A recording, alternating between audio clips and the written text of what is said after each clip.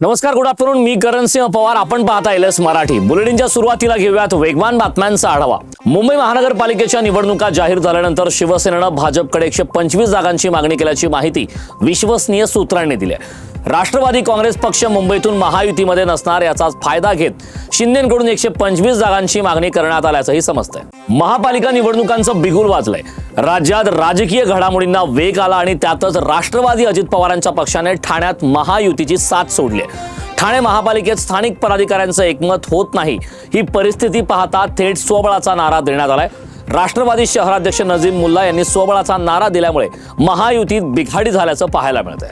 महापालिका निवडणुकांच्या तारखा जाहीर होताच मनसे आणि ठाकरे गट आता कामाला लागलेत. पुण्यात दोन्ही पक्षांच्या पुन्हा बैठका होणार आहेत. उद्या आणि परवा दोन्ही पक्षांच्या स्थानिक नेत्यांच्या बैठका होणार असून या बैठकीत युतीबाबत चर्चा करून महत्त्वाचा निर्णय घेतला जाणार आहे. मुंबईतील मराठी माणसाच्या अस्तित्वाची ही लढाई आहे. कोणत्याही पदावरच्या वयाच्या माणसाने या लढाईत उतरायला हवं. आम्ही मुंबई अमित शहा यांच्या घशात जाऊ देणार नाही असा निर्धार संजय राऊतांनी केलाय. मुंबईसह 29 महापालिकांसाठी आम्ही सज्ज आहोत. इतिहासात नोंद राहिली पाहिजे. शिवसेना मनसे मुंबई आणि मराठी माणसासाठी लढली असं राऊतांनी म्हटलंय. संजय राऊतांच्या मराठी माणसासाठीच्या लढाईच्या मुद्द्यावर संजय शिरसाट यांनी मात्र पलटवार केलाय. मराठी माणसाला हद्दपार करणाऱ्या लोकांनी मराठी माणसांसाठी बोलू नये. मराठी माणसांसाठी महायुती काम करेल असं संजय शिरसाट यांनी म्हटलंय.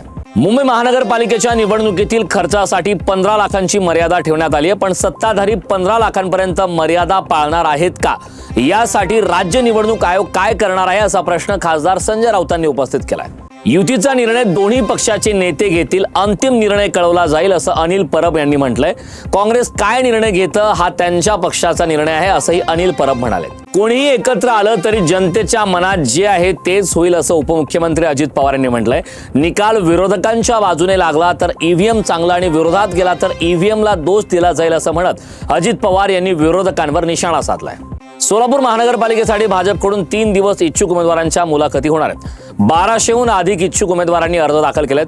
मुलाखतीला येताना कोणतंही शक्ती प्रदर्शन न करण्याचा आदेश भाजप शहर कमिटीकडून देण्यात आलाय. नागपूर महापालिका निवडणुकीसाठी आतापर्यंत तब्बल 1489 इच्छुकांनी भाजपकडे उमेदवारीसाठी अर्ज केलाय.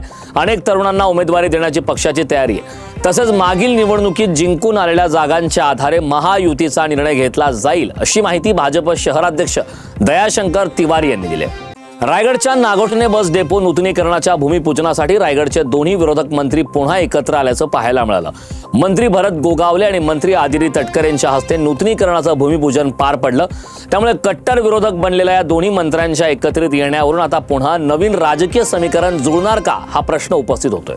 राष्ट्रसंत तुकडोजी महाराज नागपूर विद्यापीठाच्या आधीच रखडलेल्या हिवाळी परीक्षांना आता महापालिका निवडणुकीचा फटका बसणार आहे. जानेवारीत निवडणुका होणार असल्याने परीक्षांचं वेळापत्रक बदलण्याची प्रक्रिया विद्यापीठ प्रशासनाने सुरू केली आहे. याबाबत लवकरच अधिकृत अधिसूचना जाहीर केली जाणार आहे. वेगवान बातम्यांचा आढावा घेतल्यानंतर या बुलेटिनमध्ये वेळ झालेली आहे. इथेच थांबण्याची. पाहत राहा एलएस मराठी.